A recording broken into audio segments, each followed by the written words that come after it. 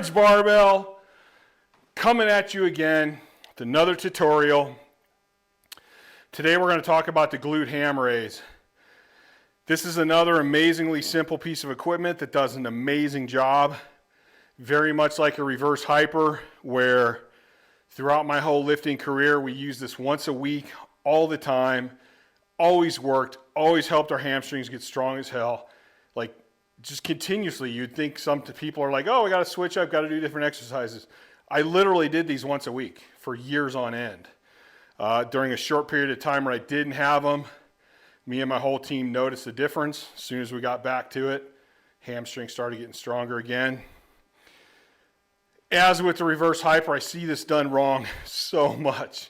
I see regular hyperextensions done on here, which isn't bad. I see people bending at the hips.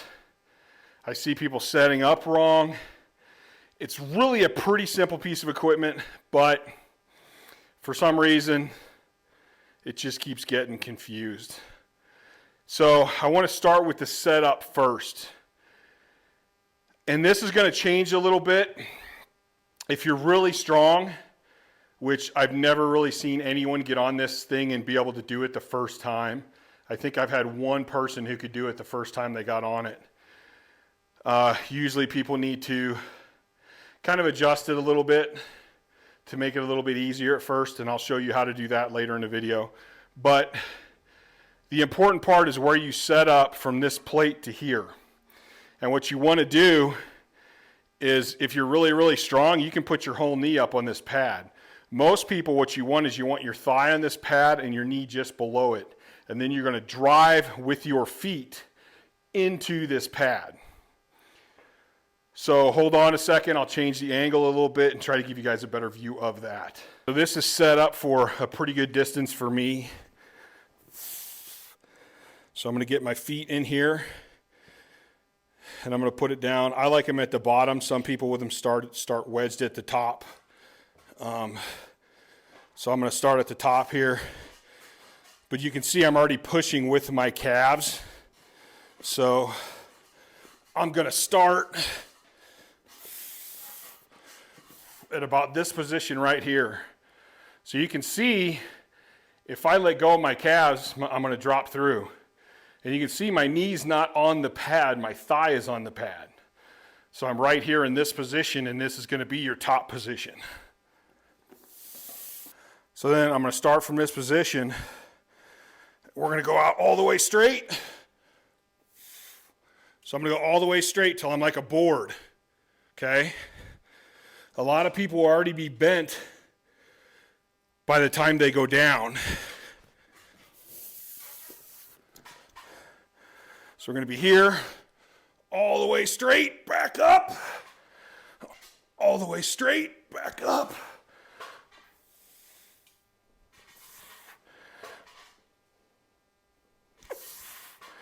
Like that. So hopefully those looked pretty good. Been working on a back injury. Haven't done a lot of these lately. So when you're bending over, coming down, the thing you want to do is lock these hips straight. If once you get straight and you shoot your butt up and then come up, you're not activating those glutes and hamstrings, especially the hamstrings, as well as you could. So it's very similar to when I talk about squatting and you have your hip and your head. This is one solid cylinder. Well, with the glute ham raise, you want to go from your knee to here is one solid cylinder that doesn't bend. The only thing that's bending is at your knees. As soon as you relax your hips and let your hips bend, you're not going to get the work in your hamstrings and glutes that you could get. I have the Elite FTS, like commercial version, but it's not as fancy as they come. A lot of them will have this piece that moves up and down. Having it higher is going to make it harder. Having it lower is going to make it easier. If you don't have that option, which I don't, this does not move up and down. If you build up the front, say you have a 6-inch glue lam or something like that, or even some rubber mats or plates, the higher you lift the front end of this, the easier it's going to be. The higher you lift the rear end, the harder it's going to be. So that's one way of adjusting it. The other way that I like is using a dowel or a piece of PVC or a pole to help support yourself a little bit, which I will show you. So once I get myself in position, I'm going to put this pole out here, and then I'm going to be able to go all the way straight, pull up, all the way straight, pull up.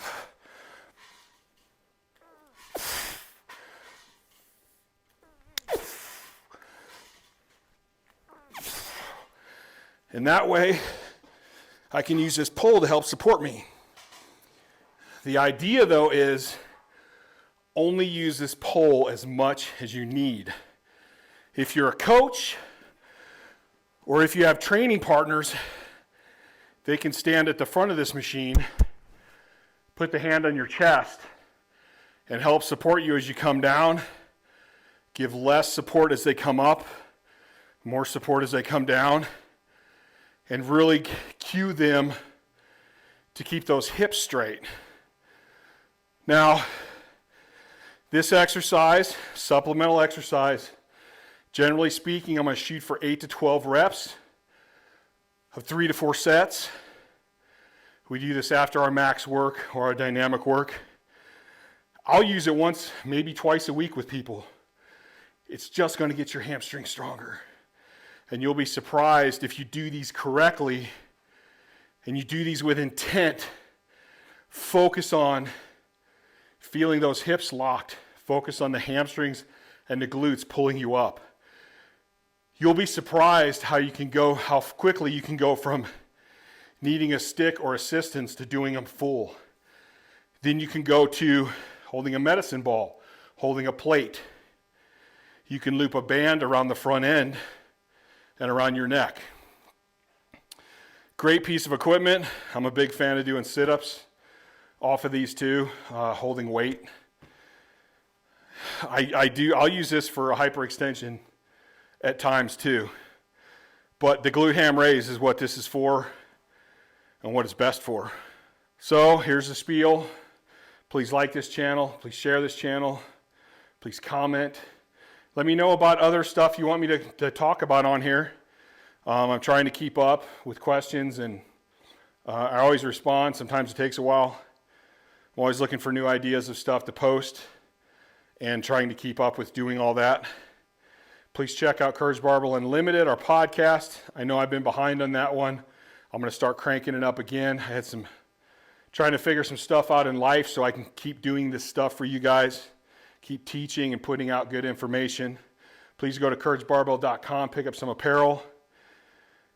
I'll post links in the description for all those things. And until next time, I'm out of here, guys. I will also post some videos afterwards of some of my clients so you can kind of see the differences in what people do and just get an idea of what this should look like.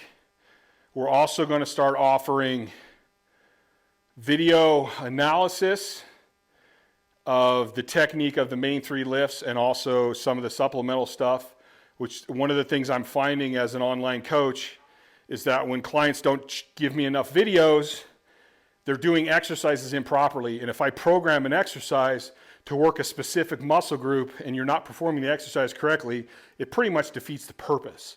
So technique and intent is so crucial with all exercises, even the supplemental stuff. So that's it, man. Until next time, I'll catch you guys later. Come all the way up and lock those hips.